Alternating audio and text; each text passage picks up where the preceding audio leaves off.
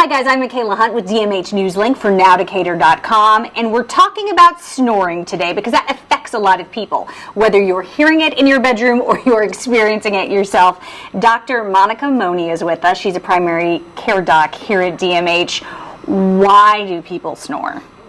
Actually, when we sleep, we lose our muscle tone, so our neck and throat muscles kind of relax, our tongue falls back, and it narrows down our air passage. And when air passes through this narrow air passage, they make this vibratory sound, and that's snoring. When does it become dangerous? Snoring can actually be not dangerous too. It can occur temporarily in people who are pregnant. It can occur in people who have like allergies, like common cold, nasal congestion. They can snore a little bit more at those times. Alcohol, if you drink alcohol, that relaxes even you more, and that can cause more snoring. But sometimes snoring can become dangerous when it's associated with certain symptoms. It's like fatigue, restlessness, excessive daytime sleepiness, pauses in breathing while you're sleeping, which is followed by compensated gasps, and sometimes even early morning headaches.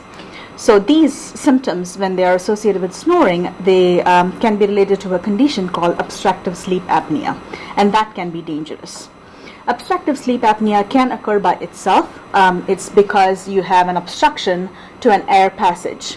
It can be because you have facial deformities. It can be because you have adenoid tonsil enlargement. It can be because you have a deviated nasal septum. It could be because you have a big neck circumference because of obesity or fat deposition. So a large neck. So a large neck, exactly. Okay. So what happens is because of this limited air that you get, you develop the risk of high blood pressure. You run the risk of getting heart attacks, stroke, congestive heart failure, etc. So it's very important that we recognize obstructive sleep apnea and get it treated right away. Okay, so Dr. Moni, what steps should we take if we're having problems that look like sleep apnea? So sleep apnea, especially if you have daytime sleepiness and if you have more poor concentration, lethargy, it can actually put you at risk for increased motor vehicle accidents and errors in daily activities. So it's very important. So first step is to talk to your primary care doctor about this. You may be referred for in-lab sleep study, or sometimes even at-home sleep study where they will run you overnight for sleep evaluation for obstructive sleep apnea. A place like just where we are right now. Exactly.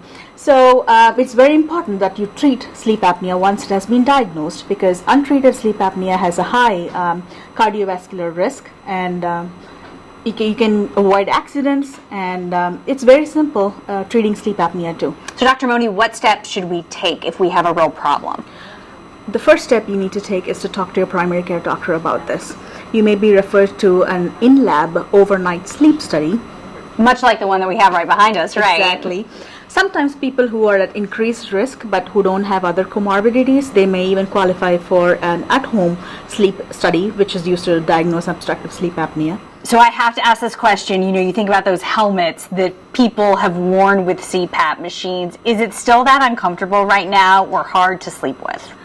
There are so many new innovations in that category nowadays. People don't even have to wear a mask. There are simple appliances like oral appliances that can be used for CPAP therapy. There are masks that come with a cushion or a pillow mask. So it's actually very comfortable for patients these days, and when they feel better breathing, it doesn't bother them at all. And they're living a better life. Yes, they are. Dr. Moni, thanks so much. And for more segments like these, just go to NowDecatur.com.